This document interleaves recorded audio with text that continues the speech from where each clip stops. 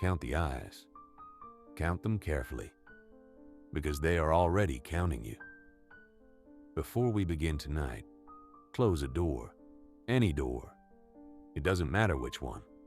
Just make sure something is between you and whatever is behind you right now. Good. Welcome back to Static Ritual, the only channel where the stories don't end when the screen goes dark. If you're new here, hit that subscribe button right now. Not later. Now. The people who wait until the end of this story to subscribe, well, they find the button a little harder to reach by then. I'm going to tell you about a place that should not exist. I'm going to tell you about eyes carved into stone walls that have been watching in the dark for longer than your civilization has had a word for darkness. And I'm going to tell you about a woman named Mara who went inside. She counted 6 eyes going in, and she counted 7 coming out. One of them was hers. Let's go. Part 1. The Assignment. Mara Voss was the kind of person who didn't believe in atmospheres. That's the only way to describe it. Some people walk into an old building and feel something shift in their chest, some primal wordless alarm. Mara never felt that. She'd walked through cemeteries at midnight for a university photography project and felt nothing but mild irritation at the uneven ground. She'd spent a weekend alone in an abandoned psychiatric hospital, documenting its architecture, and slept both nights like a stone. She was not brave. She simply did not receive the signal that most people receive, which is exactly why Dr. Farouk Hassan hired her. "I need a photographer," he told her over the phone, his voice carrying the specific flatness of a man who had been disappointed by many photographers before her. Not an artist, a documentarian, someone who will photograph exactly what they see and resist the urge to make it beautiful or meaningful. "That's what I do," Mara said. "The site is in the Cappadocia region, newly uncovered tunnel system, possibly pre-Roman, possibly." He paused here, just half a second, the kind of pause that, if Mara had been the type to receive signals, would have made the hair on her arms stand up. "Possibly older than that," he finished. She was on a flight to Turkey within 48 hours. The site was nothing like the photographs Dr. Hassan had emailed her. The photographs had shown a modest excavation, a hole in the earth, roughly 2 meters wide, surrounded by orange plastic safety fencing and a small equipment tent. Unremarkable, the kind of thing you'd drive past on a highway without slowing down. What Mara found when the local guide, a silent young man named Kamal, led her across the plateau was something that made her stop walking. The hole was there, yes. The fencing was there. But the ground around it in a radius of perhaps 15 meters was completely free of vegetation. Not dry, not dead. Free. As though nothing had ever grown there, and nothing ever intended to. The soil was pale and fine, almost powdery, and it held the circular clearing with a precision that felt deliberate, geometric. "How long has it been cleared like this?" Mara asked. Kamal looked at the ground, then at the sky, then back at the ground. "Always," he said. He did not follow her to the entrance. Part 2. The Descent. The tunnel entrance was low. Mara had to crouch, her camera bag scraping the carved stone ceiling as she descended the first rough-cut steps. Her headlamp threw sharp shadows that jumped and lurched with every movement, and for a moment the tunnel felt alive around her, breathing, adjusting, noticing. She dismissed the feeling. She was good at dismissing feelings. The tunnel opened after 12 steps into the first chamber. Mara stopped. She was a documentarian, not an artist, not a poet. But standing in that first chamber, even she felt the specific wrongness of the place, like a sound played at a frequency just below. hearing not in her ears but somewhere behind her eyes. The chamber was roughly circular, arched ceiling, walls of pale volcanic stone carved smooth with the patient work of ancient hands. Doorways led deeper, 3 of them, set at irregular intervals, each one a black rectangle breathing cold air. And in the walls, carved at roughly eye level, were the holes. 6 of them, circular, perfectly round in a way the doorways were not, in a way nothing else in the ancient space was. Each one approximately 30 centimeters in diameter, each one sinking back into the stone far deeper than Mara's headlamp could reach. Each one perfectly, completely, absolutely dark. She counted them automatically. Professional habit. 1, 2, on the left wall. 3, 4, on the right wall. 5, 6. Flanking the central doorway straight ahead, set at exactly the height of a standing adult's eyes. Mara raised her camera. She took the first photograph, and in the LCD preview screen, looking back at the image she'd just captured, she counted the holes again. 1, 2, 3, 4, 5, 6, 7. She lowered the camera slowly, looked at the walls with her naked eyes, counted again, carefully. Left wall, 2, right wall, 2. Flanking the doorway, 2. 6 holes, only 6. She was certain. She raised the camera again, looked through the lens this time rather than at the preview screen, swept it slowly across the walls, through the lens. 6 holes. She took another photograph. In the preview, 7. The 7th one was behind her. She turned around. The tunnel she had descended through was there. The steps were there. The low ceiling, the pale walls, the rectangle of dusty Turkish daylight visible at the top. And in the wall beside the steps, at exactly eye level, a hole she had not seen on the way down. Mara stood very still. Then she did something that will strike you as either very brave or very stupid, depending on what kind of person you are. She walked over to it and shone her headlamp inside. The beam traveled perhaps 2 meters before the hole curved, not bent, not forked, but curved in the way that a living thing curves, with the gradual intention of muscle rather than the sudden decision of stone. And the light disappeared around the bend and showed her nothing. But from somewhere around that bend, very faintly, she heard something. She heard counting, not in any language she recognized, not in a voice she could assign a gender or an age to, just a rhythm, a low, deliberate, patient rhythm. One sound, pause, one sound, pause, like someone keeping a tally, like someone counting up to something. Hey, if this is your first time on Static Ritual, hit subscribe right now. The channel uploads every week, and trust me, you do not want to miss what's coming. Keep the notifications on. Keep them on. Part 3. The Photographs. Mara was a professional. She documented the chamber. She photographed every wall, every doorway, every carved surface. She measured the holes with a collapsible ruler from her bag, 31 centimeters diameter, identical, all 6 of them. She did not look at the preview screen again. She worked for 2 hours. She filled her notebook with measurements and observations written in her precise, small handwriting. At no point did she hear the counting again. At no point did any of the holes change position or multiply. She told herself the camera sensor had glitched. It happens. LCD screens display artifacts, compression errors, anomalies born from heat and dust, and the particular electromagnetic weirdness of ancient enclosed spaces. She was a rational woman. She filed the anomaly and moved on. She moved through the central doorway into the second chamber. The second chamber was smaller, colder. The walls here had been painted once she could see ghost traces of pigment, deep red and black.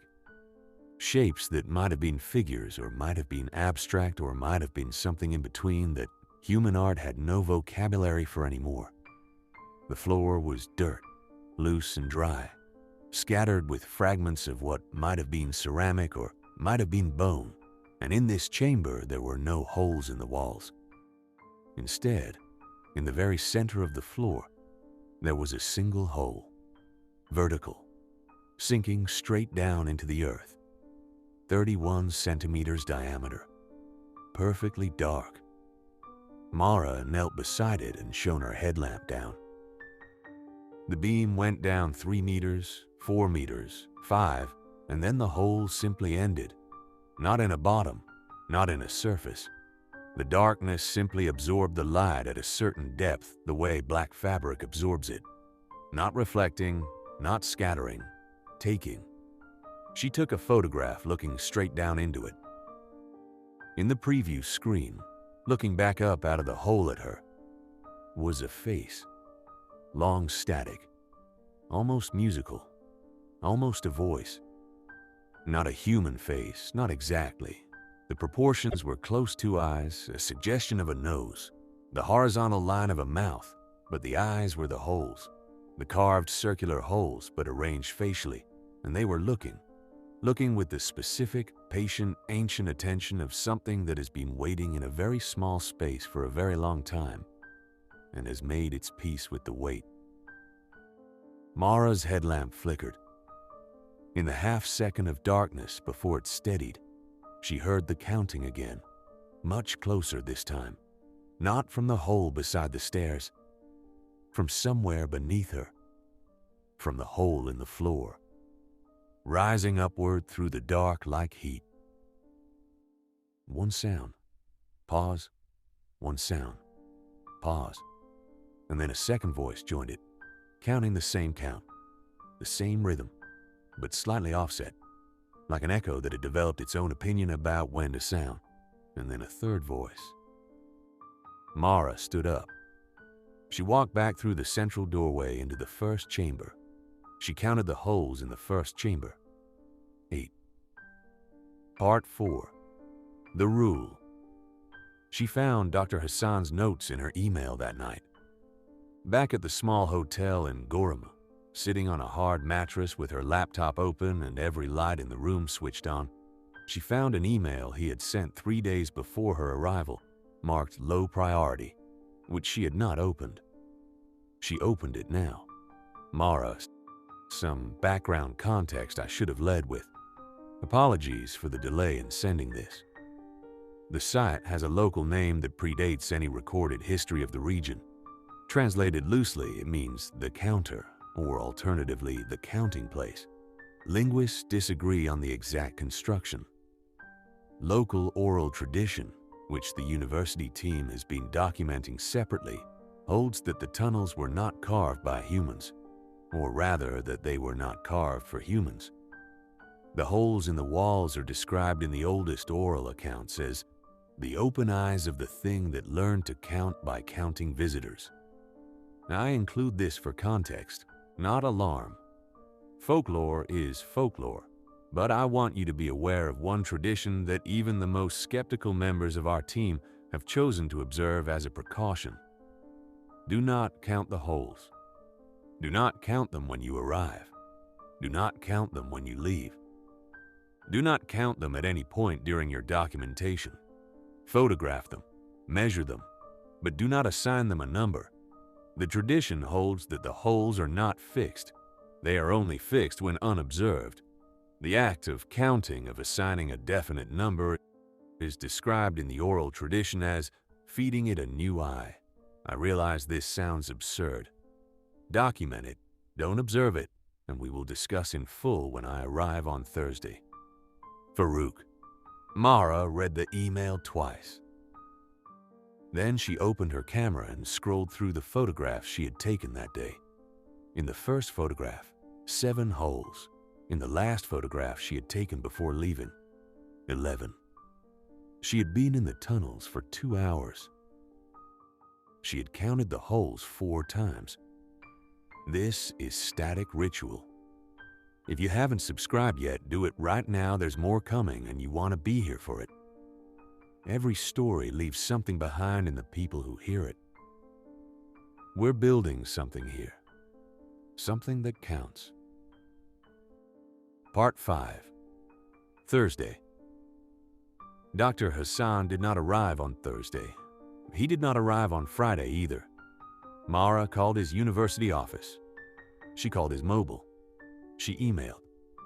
She sat in the small hotel dining room eating breakfast she could not taste, and staring at her phone and listening to voicemail pick up over and over in the particular way that voicemail picks up when a phone is not simply unanswered, but off, powered down, absent from the network like a light that has been deliberately extinguished. Kemal found her there on Saturday morning.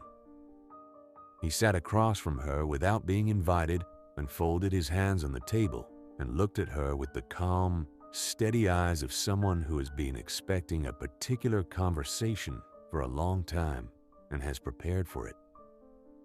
"You counted them," he said. It was not a question. "Yes," Mara said. "How many times?" She told him. 4 times. The first time accidentally, out of professional habit. The subsequent times trying to catch the discrepancy, trying to find the rational explanation, trying to pin down the anomaly with the sharp needle of a definite number.